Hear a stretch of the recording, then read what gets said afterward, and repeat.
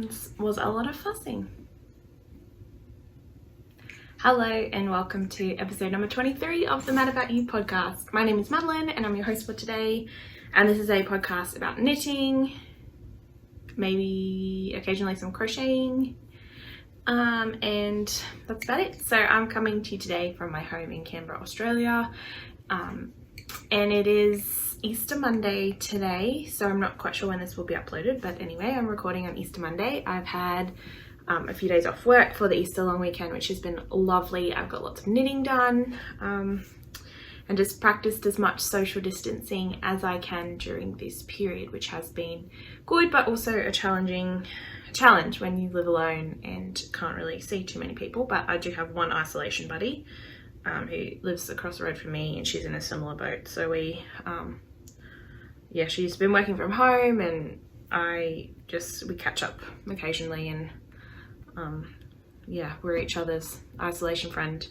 I was actually supposed to go home to visit my family this weekend, so that's been a little bit sad, but you know, it just it's a lot of new realities for people with this COVID and what we're having to do to stop the spread right now. So I feel very privileged to still have a job, still have somewhere to live, and be able to get access to my food, or groceries, I guess. So anyway, that's not what you're here for, but that's kind of how I'm feeling right now. So we'll just move on to the knitting content. I do not have any finished objects this week. I was kind of thinking I might have finished my penguino. Very optimistic. So we're on to works in progress. I do not have any finished objects, like I said, but my penguino is very much in progress and I am loving it. So most recently I have finished the front panels. I think last time we spoke I had worked on this front panel here. So I feel like I talked about all the yarns, so I feel like I had finished possibly. Then I didn't knit for almost a week, and then since then I have joined the back panel to the front on the right side. I have knit the whole left side, and I might actually just talk through the yarns with you. So Pickle & Co. in Matilda, Pickle & Co. Osaka. Then these ones here was the Fibre Revolution held double with a strand of pink mohair throughout this whole panel. And then the next one was the Hue Loco from my Pure Joy, and then alternated for a while. Then I did this one is one of the minis I got last year from Julie from Little Woolly. I can't actually remember which brand that was because they're all in one of my little jars. And then this one here is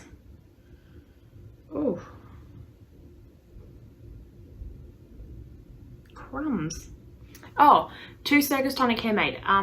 One Zebra Finch, which I made a pair of socks for my mum out of many years ago, held with a pale pink, and then the same as what I did on the other side, except that time I held it with grey. I think, no, same pink, and this time I did it but with one's held with purple I think, and one's held with pink. Anyway, they look different, but that could be responsible of the mohair. Also joined front to back. And then recently I've started knitting the sleeve, which actually takes much longer than I thought it was going to. Like, I thought I would have finished it by now, but I think the Saturday, what's today, Monday? No, it would have been Friday night. Saturday morning, I attached the back to the front. And then I'm almost finished this bit here. I'm reducing at the moment, which this actually looks a little bit funny. I guess we're not holding it on it. There we go. And then I'm about to, I've got two more rounds of decreases, and then I think it's time to like finish sewing or knitting this panel, and then that'll be sleeve one done. I'll pop it on so you can, oh shoot, I do this all the time.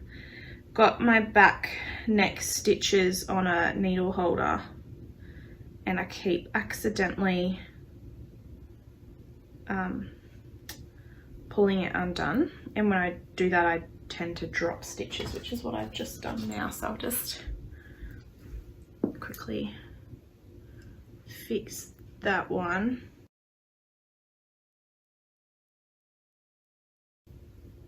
There we go.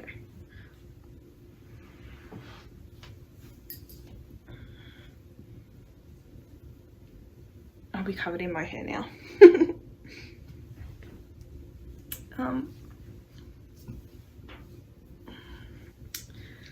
So yeah, it will get a collar, which I think I'm going to knit out of this here, which is that Circus Tonic that I've used a couple of times. The colorway is like a French name, might be named after a bird, I can't exactly remember, but it's that beautiful green, like khaki kind of greeny, pinky, reddy speckles with silver stellina. Yeah, so I'll just kneel for a second and move back a bit. So this is the sleeve here. So the next bit will be to join together this section here, and what I think I'm going to do is continue using this color here, and then it'll be knitting the second sleeve, which it's seed stitch, so it takes quite, like, it's quite an easy pattern to do, but also you've got to pay a little bit of attention. I'm really kind of frustrated because if you can see this side here where I've picked up stitches, it's really not that neat, but on the back there it's really lovely. Like, damn it, why couldn't it have been nice on the front? But that's okay, I will live. So this section here has been this cream that I held double throughout some of the back panel. This mohair Isaga, it's Italian mohair, and then that Woolberry Fibre Co, which is lovely. So I'm in two minds. I kind of think that I want to, I like the sleeve, I like the idea of the sleeves being similar but different. So what I think I'm going to do is hold these two double with the white mohair on here. So because this side was really heavily pink, so I thought I'd do the purple in the sleeve. I like that it's lighter because this is really concentrated in color, and I'm not sure exactly how I feel about, like, I've put it on and I like it. It'll be fun to wear. I don't love it yet, but it's also not finished, so hopefully my opinion kind of perks up about it, I guess, before it's time to finish. And then it gets like a you're gonna do a 2-color brioche button, not button band, sorry, like border along the bottom, or you can just do a plain garter. Now it's actually quite a bit shorter than I thought it would. It'll grow, like there's quite a lot of stretch in it, so if I wet block it, it will definitely like grow bigger. And then I think I'm gonna do the bottom border in this mint. It's actually, it is minty, but not like mint from my Radiate, which I think I've got a little bit of leftovers in here, maybe. No, okay, I don't. Oh, this, it's not like, this is a really strong minty color, and this is not, it's much paler. It's like a pale green. I don't know what exact color to say it is though, but anyway, it's really lovely. So I think that'll be like nice and plain for that bottom section, and then that's kind of it. Like, that's all the big fancy stuff done. Oh, it gets an I-cord bind off, and I think I'm going to do a bright pink, that bright pink primrose that it's out in my lounge room where I've been knitting mostly. Yeah, I might do that as like a nice bright I-cord bind off. I need to put it this way. So it's quite heavy now. I was really good the first panel, like the back panel, I was weighing all the colors, and I think even when I got to the sides I started.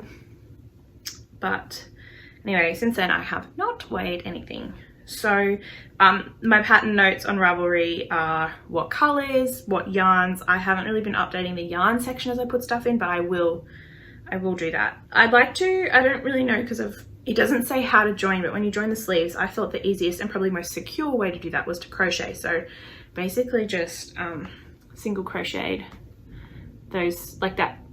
You knit, it's a paid-for pattern, so I don't want to give too much away, but essentially you knit the front panel, you knit the back panel, and you would have seen that it was like one big long one, and then you knit this shoulder piece separately and then attach it. So what I think I'm going to do, where I was saying that I don't like how on the front here, that's quite just yarn management and needles and mohair. Saying how that's really messy and I don't like it. What I think I might do is once it's done those kind of joints, I'll go back and crochet, you know, like a nice color, like a nicely matching color, and just reinforce those kind of edgy bits. So anyway, I'm actually really enjoying it. Like, I'm ready for it to be over because I like to wear it, but I'm really enjoying that it's coming along. And my knitting mojo's back. Like, now I just want to knit everything. I don't really have the time to knit everything because I'm still working, which is a bonus. Like, I can't even say that and sound ungrateful because I know so many people have lost their jobs, so I'm not ungrateful at all. It's like I've got it back now and I really want to just keep going. But also, in saying that, my elbow is a little bit sore, and I know my friend laughed at me when I was like, I'm giving myself tennis elbow by knitting too much. But knitters know that's the thing. The other thing I'm working on is I cast on that beanie. So it was a provisional cast on. This is the February hat maybe, by Kelbourne Woolens. It's a Aran weight you're supposed to use, and I used the West Yorkshire Spinners, the Croft Shetland colours, so it's 100% Shetland wool. I bought two skeins, a purple, this like fuchsia, and here it is, and grey, when I was in Scotland last year, and I bought this, I think I bought this from Ginger Twist Studios. And if you're new here, I went on a yarn tour of the UK, well, really not the UK. I saw a few places in London, I saw a few places in Scotland, and then I went to La Bien-Aimée. I did a yarn tour in Paris, actually, and then I also went to Stephen and Penelope. So sometime last year, it's called the European Yarn Haul Vlog or something. So definitely go check that out if you are interested. Anyway, so the the colourway is Lerwick that I'm using, and that's this here. So I'm actually pulling from the center, so this isn't in there. And I'm knitting this one on my Knitter's Pride 16-inch circular set. So I've done about 3 rows of this. It's a 1x1 rib.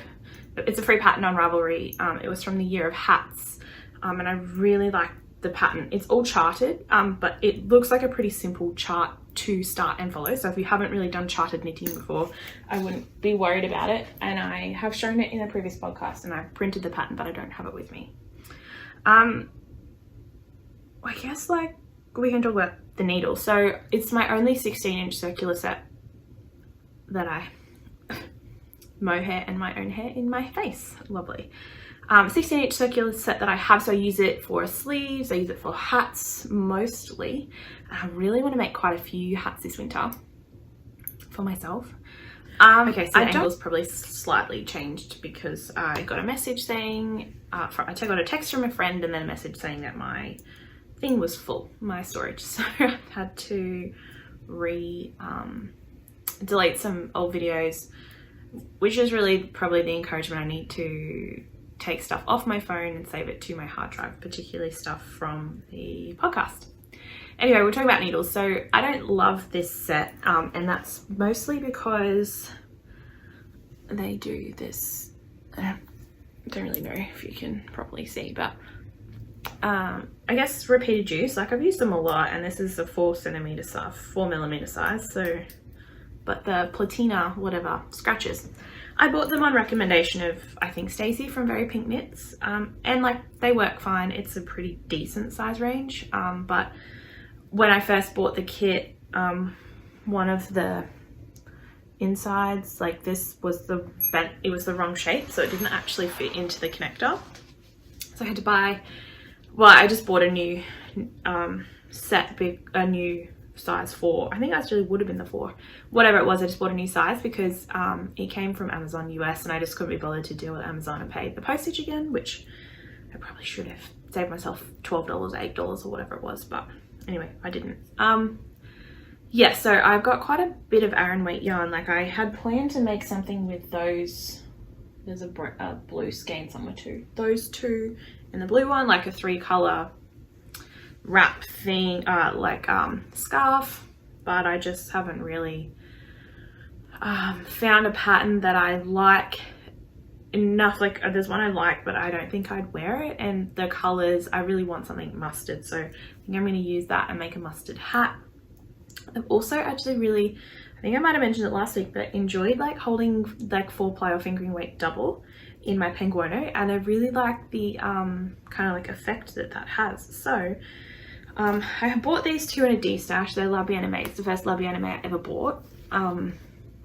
So this one is like Tickle, I think it's called, Tickles, and this one is Lipstick, and I think they're an excellent brio duo.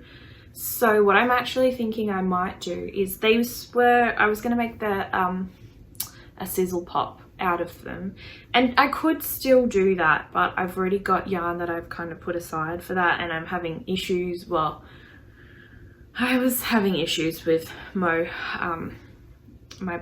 brioche ability or inability, I guess. So I kind of thought that'd be really cute held double, like worsted weight, or like it's a single ply, but it's very thin, so it could be really cute brioche hat or a brioche cowl. I have one brioche cowl which I don't wear very often, so now that I look at it I'm like, oh, it really should probably be a 2-color brioche shawl of some description. The sizzle pop is really lovely, I just haven't managed to pull it off, and you know, maybe if I had the incentive of a really awesomely bright thing, I might do it. Maybe that should be my goal this year. Tackle, like I've done brioche before, I can make an easy, like relatively simple brioche hat, but maybe I could that could be my little goal. I guess like there were a few other things I did want to talk about, but they seem to have escaped me. I looked at the time when my thing stopped before and I was like, oh, whatever minutes in, 17 I think. I faffed around for a bit in the beginning, so it'll be less than. And I had some things I wanted to talk about, which was this.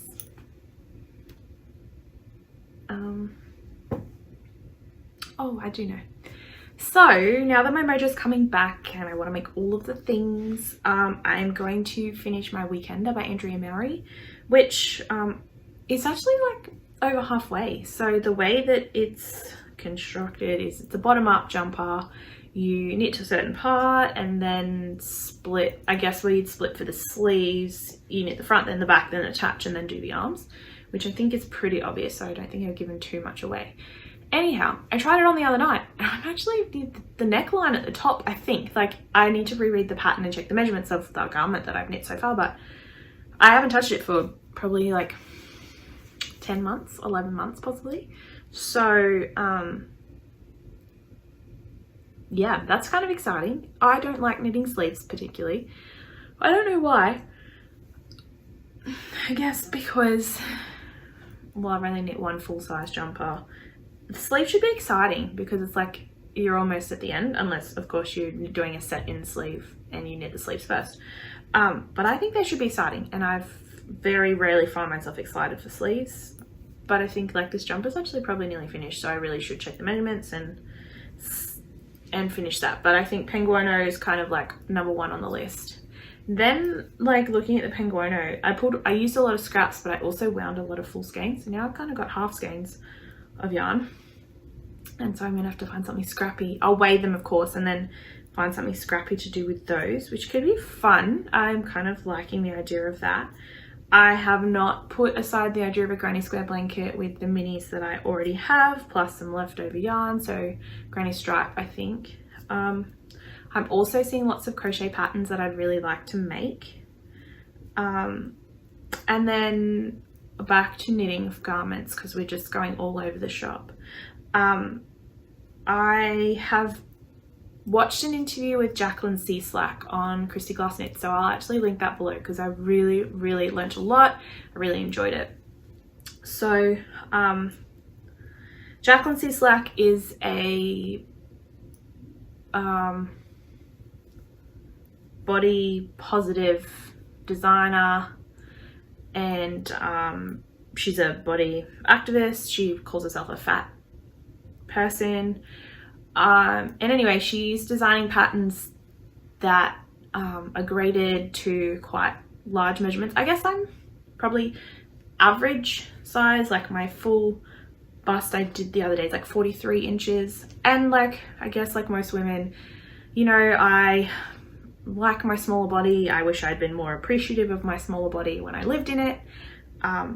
Like, oh god, I look at photos of myself like from my fitness like time when I was really into fitness and dieting and whatnot, and I just wish then I'd been like, Lordy, you are doing well, lady friend, but I didn't. And that's okay. This stuff comes with perspective, with age and whatever, so it's fine. I've always kind of like, I've got some yarn in the cubby behind this that's like for set aside for a swag or a simpler sweater, but I've always been like, I'm not using that until I get to X size or X amount of centimeters or inches. And I think my body might change. Right now I have been dealing with a lot in my actual real life, emotionally, mentally, whatever, so I haven't exercised, hasn't been a priority, which is silly because I know my mental health is better when I exercise, my body feels better, but you know, just finding the time.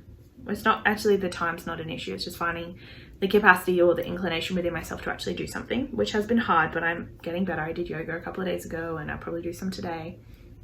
I haven't run in a couple of weeks, which is kind of annoying because I have been doing park run, but then with this COVID stuff and social distancing and everything being closed, it makes things kind of harder. So there's just excuses, but right now working on my mental health is definitely more important to me, and that's what I'm prioritizing.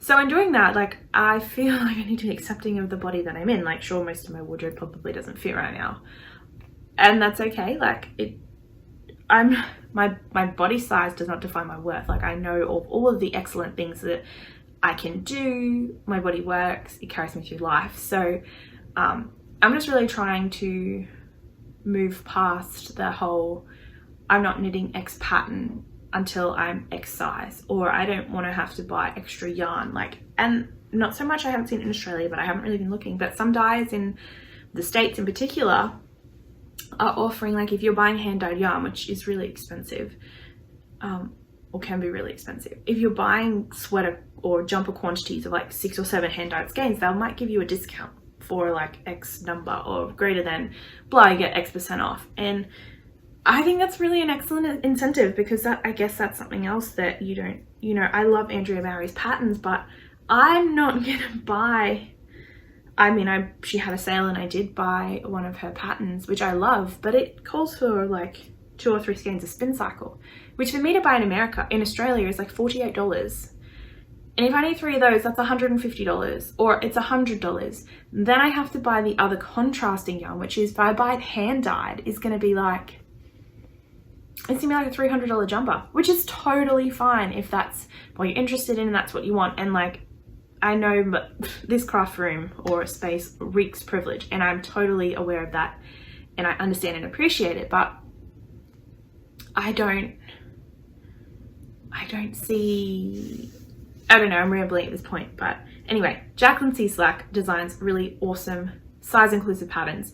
Some of her patterns have got like, you can do a custom bicep, because sometimes, like, if you're, I guess, top heavy, which I am, your bicep is like disproportionate to your bust, or sometimes you might have a big bust but actually a bigger bicep, because you're, you know, pattern companies have grading scales, which is based off the most normal body size or sample size or whatever. You know, I bought a pair of jeans and what size I thought would fit, and they arrived and they don't, so I'm just gonna return them. You know, like, I could hold on to them in the hope that one day soon they fit, or I can send them back and the money I spent is back in my wallet and I can buy a new pair. Like, I'm focusing on health, and I think you can be healthy at pretty much any size. Like there are some really slim people I know who I'm much healthier than, but genetics have a lot to do with it. Predisposition to, you know, mental illness, a lot of things has impact on weight. Yeah, health conditions or whatnot. So anyway, still rambling. Check out Jacqueline C. Slack. She actually, I don't know if she's still running it. If she is, I'll put a link to it below, but she's doing a sizing survey based on measurements. So it took me maybe 10, probably 15 minutes. I just had to sit down. I sat in this room on a chair with a mirror, took measurements, and you put them in. And so basically she's finding a sizing survey. She's, as many people who will do it, she's putting their details together, and it's going to inform her research. She's a like a tertiary educator, so teaches in college. She's a knitwear designer, quite a few other things, body positive activist, anti-racist activist, and she's got a lot of cool titles, I guess, and she does a lot of good work in the world. So anyway, I just wanted to point out that that sizing survey is available if it's not going to be of detriment to your mental health. I encourage you, if it's still open, to do it. It wasn't traumatic, it's just numbers, like measure your upper bust, your bottom bust, like full bust, upper bust, you know, like from here to here. And then also on the back, which that was actually really hard to do by myself, but because that informs like how big to make certain things, or like the rate of which you increase, which, like, I've never really thought about it before because I'm not a pattern designer, but if you do think about it, you, like, based on a small size, and then if you just automatically expand it, yeah, it's going to grow, but it might not necessarily grow how the body does. So it's like you're just doing math and adding, which isn't necessarily going to fit right. And I'm not a designer, so my brain doesn't work that way. I would love to be a designer, but no. So anyway, I thoroughly recommend doing the survey. My key point, like I kind of thought at the end of it, I started writing my measurements down, and then I got carried away and forgot. And because I just thought, well, that'd be really handy to have when I'm choosing jumper sizes and whatnot, because I want to make, she has a water bearer. It's like a brioche cardigan, which I really like the look of. And then she also has the Rift tee and the Ursa, which is a cropped jumper, but you can probably make it longer. And I think that Ursa might be where I start with her patterns. But yeah, custom bicep bust darts. Like, what clothing when you have like a full bust doesn't have bust darts? Like, but knitting patterns don't, because I guess a lot of the designers we have are smaller and make stuff based on their own size, which of course that makes sense. Like, why would you knit something bigger for fit or whatever? So yeah, she's awesome, and I've really enjoyed like following her on social media, and I really enjoyed doing her patterns. So I would suggest definitely looking her up. She does some gorgeous patterns on Ravelry. She's got maybe 10 patterns, I think. Some shawls, some jumpers, pullovers, cardigans, whatever. It's really great. So definitely recommend, 10 out of 10. Jacqueline C. Slack, and I'll put her details down in the show notes.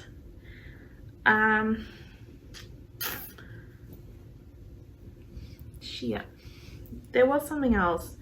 Patterns, like I said earlier, I want to knit all of the things. All right, well, I've kind of already blathered, so the final blather. Someone stole my food box. Now, I've been ordering food, like pre-made food from this company, because I started when I got home. I don't really enjoy cooking. I live by myself. Cooking for one sucks. Okay, I like cooking. My previous partner was a better cook, so he cooked all the time. And I just kind of thought, well, I'm not very good. I'm rubbish. I'm actually a really good cook. Anyway, my food order got delivered today at like 1 o'clock. I woke up at 6:30. I ran downstairs and it had been stolen. Now, because of COVID, I live in an apartment building which has like a concierge usually, but because of COVID, they're not there overnight. So the food box got left outside. Last week, I woke up at 3 o'clock and got like the message, the text came through, and I was like wide awake, ran downstairs, picked it up. This morning, disappeared. I did a little bit of grocery shopping yesterday just for some things for breakfast and whatnot. And my freezer's pretty full because when the COVID started, I bought some stuff, made freezer meal, like made some bolognese, some curry and whatnot, and filled my freezer. So my freezer's actually full of food. So I'm fine for the week, but my food's been stolen. So I'm really peed off, understandably, because it's like $100 and something worth of food for the week. And it's disappeared. I thought, oh, maybe someone like saw it and they put it in the foyer. I checked the foyer, it's gone. No one was nice to drop it to my front door, so I reckon someone's kind of been walking past at 3 a.m. and be like, oh, hey, a box of food. So as much as it's annoying, I blessed someone with a week's worth of food, and I hope that they have friends to share it with or a fridge to put it in, because that will be a bloody waste. And I think I'm taking that as a sign that I should start cooking for myself. So after I finish this, I'm going to sit down with some recipe books and write a menu plan and probably go grocery shopping and plan some meals for the week. Just simple stuff like stir fries or I don't know, meat and veg. Lots of veg. I love veggies. So that will be good. Yeah, we'll see what happens. I think that's kind of all I have for now. My new computer arrived. I still haven't set it up, so that's also on the list possibly to do today. I don't know why I'm procrastinating my normal computer, probably because it still works. I just wanted to treat myself, and also I wanted to stop editing the podcast on my iPad. I wanted to actually download some proper software, and not that I don't have that on my iPad, but I just want to be able to use a mouse. I'm sick of using my finger, like it's all tiny and whatnot. So anyway, I'm gonna do that, and then yeah, I need to set that up. Okay, this is unofficially the rambling episode. Thank you very much for watching. If you want to follow me online, you can find me as mad.about.you on Instagram, and my name on Ravelry is Madbell. Feel free to friend me on there. I do love seeing what other people are making. If you have any ideas for what I can make with this, like any shawls, I would like to brioche with these two in particular. I have all of this other yarn and plenty of other patterns in my queue, but I'm more than happy to maneuver the queue if I find something cool. I really like the two of these together. And I think it has to be an accessory because it's too bright and I can't obviously get more of it. I bought these in a D-stash and I absolutely love the two together, and they're brioche. So yeah, please send me Instagram, Ravelry message, or pop in the down box. That's all I really have to say. Obviously, did a few rows on that. That was cool. Thanks for following. I'll probably have another episode. I'm trying to do like once every 2 weeks. I'm getting enough knitting time to have content, and then I ramble for 20 minutes. So feel free to stay for the knitting or not. Yeah, thanks for watching. I'll see you soon. Bye.